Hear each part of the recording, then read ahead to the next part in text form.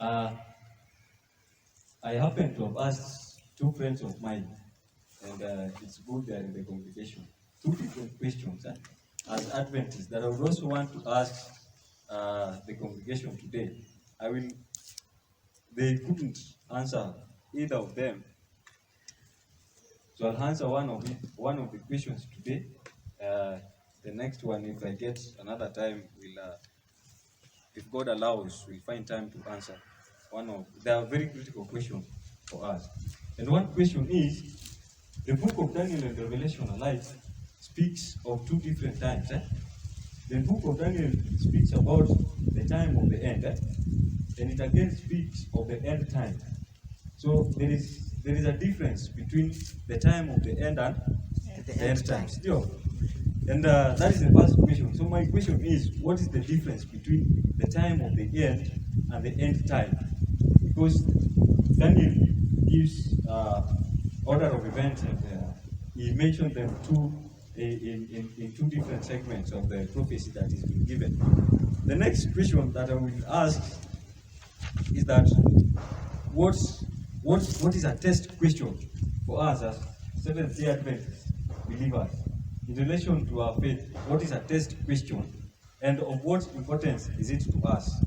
Or that for a test question, who can try to tell us what is a test question for the Seventh-day Adventist Church, or any person who believes in the Seventh-day Adventist faith? What is a test question, and of what importance is it to us?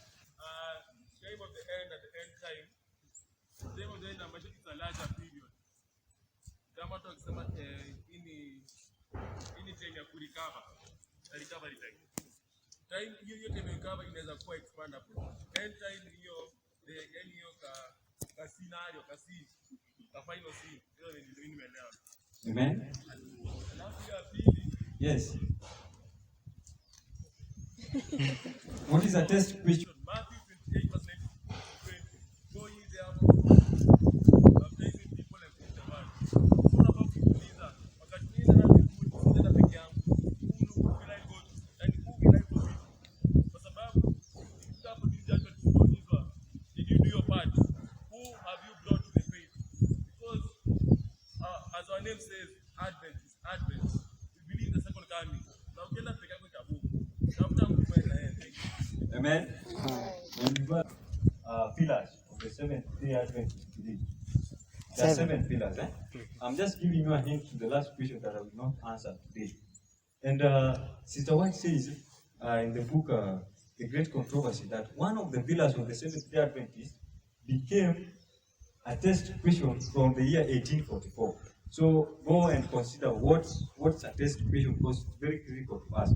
The question that he has answered correctly is about the difference between the end time and the time of the end.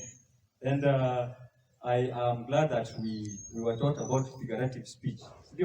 So I want to anchor his answer using some figures.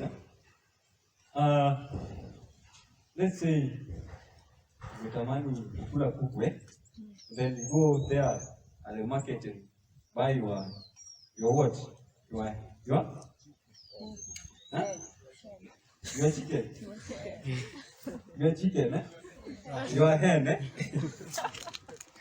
So you buy it, then you say, let's say, tamia kuiua haijafika, sio? You want to make your meal, your delicious meal at around 2, and you put this hen at could be a hen or a cock either. In the morning, huko nyumbani, we normally give them some food, so that isikonde. You get the point. You give it some food so that at least when it reaches that time for slaughtering the cock or the hen, at least iko sawa, So the time in which you buy the hen or the cock, up to the time that you kill, is the time of the end for that hen or cock. Are we together? But the moment you put a knife on it, that is the end time. Amen? So we are living in the time of the end that is preceding what? At the end. The end time. Amen? So if one of the signs that Christ, you see, if you read the book of Daniel chapter, is it 8:14 or 13? That says that unto 2300 days and the sanctuary shall be done what? Shall be cleansed. And we see that it is a prophecy that was given for the children of Israel that they would be redeemed from captivity to go back and rebuild Jerusalem that was destroyed. Are we together? Still. And if you read the book of Matthew, you find that it took Herod after King Cyrus and Artaxerxes giving the decree for the rebuilding and restoration of the Jerusalem. After they had built it to the way that they thought it was now better than its initial state, it took again King Herod 46 years to refurbish the temple. Are we together? So at one point in Matthew 24, when the disciples of Christ were walking with Christ, and then they came and marveled at the temple because they believed that there was nothing which could destroy the temple. And Christ tells them that, I tell you that not even one stone will be left laying upon the other, is it? So that thing caught their attention and it saddened them. It was like a shock unto them. So the Bible records in Matthew 24 that they went to Christ secretly and they asked him that, tell us, when shall these things be, and what will be the signs of the coming of your coming? And Christ gives a lot of signs that will usher his coming.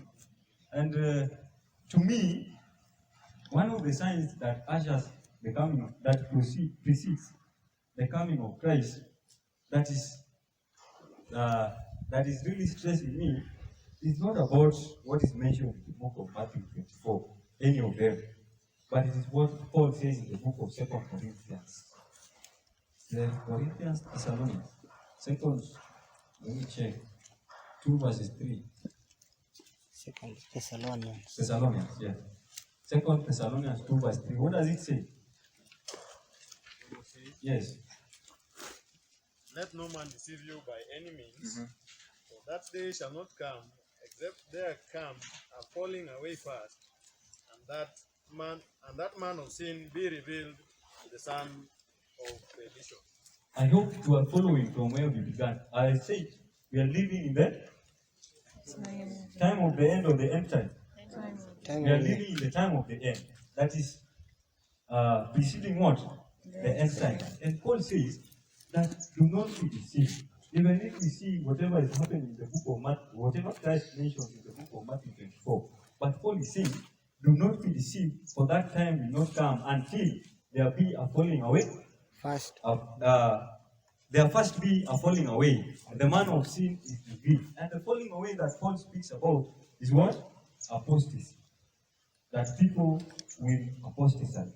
People, you will see that the faith of members of the church is growing dim and dim. And people are, the truths that they once enjoyed, they become the greatest opposer of such kind of truth. So Paul is saying that Christ will not come until that happens.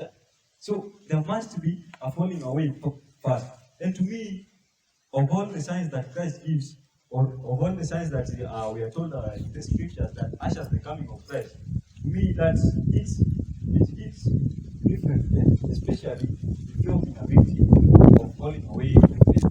It hits differently when your faith, the faith that you once contended for, you now feel like giving up on it. I read you the book of Luke chapter 9 verses 7.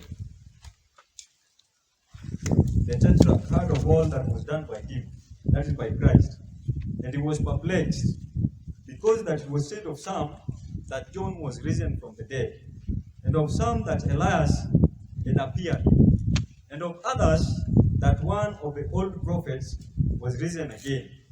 And Herod said, John have I beheaded, but who is this of whom I hear such things? And he desired to see him. So this is the time Christ was doing his ministry. And one of the things I love how one preacher puts it, that the problem of Herod was not that he misunderstood Christ, but his problem was that he indeed understood Christ, but he couldn't allow the power of the Holy Spirit to transform him.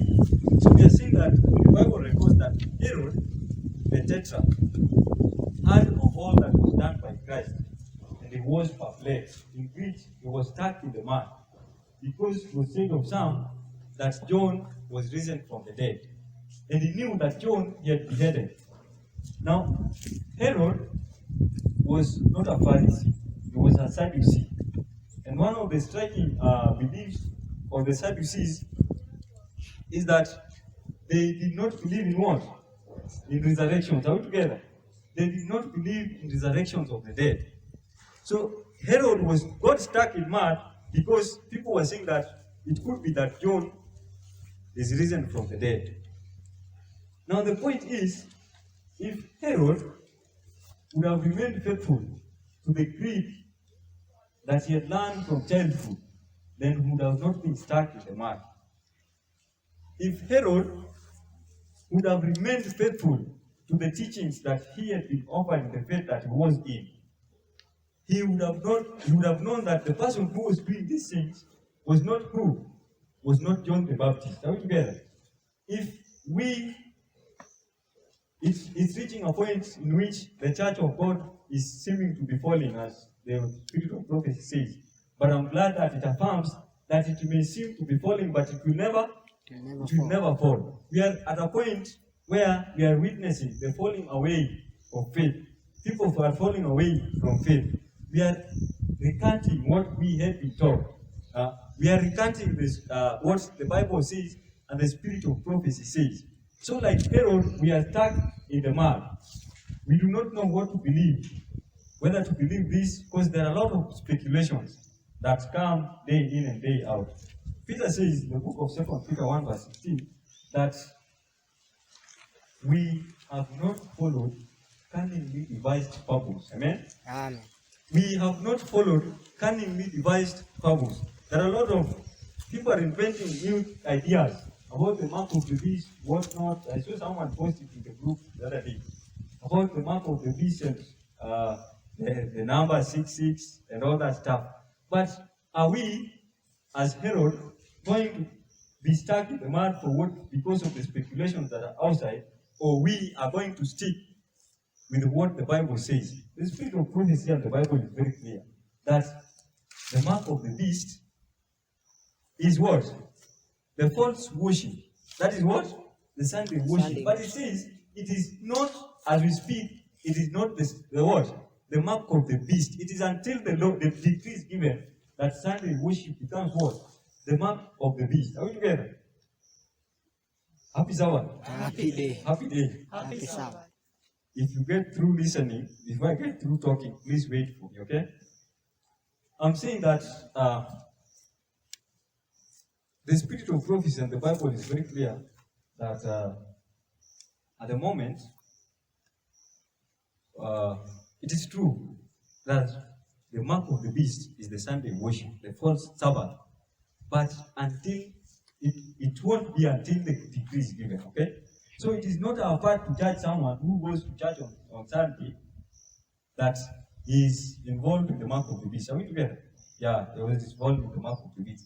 When the Bible and the spirit of prophecy has affirmed that the mark of the beast is the false worship, whether we hear speculations from outside, whether people say it's microchips, the COVID vaccine, I think you've read all these conspiracy theories in the media, eh? And people are worried. We are starting to doubt the word of God. Eh? We are like Herod getting stuck in the mud. And you realize that by this, when we give heed to such kind of speculation, we start falling away from what? From faith, by doubting the word of God. So I felt like correcting that error.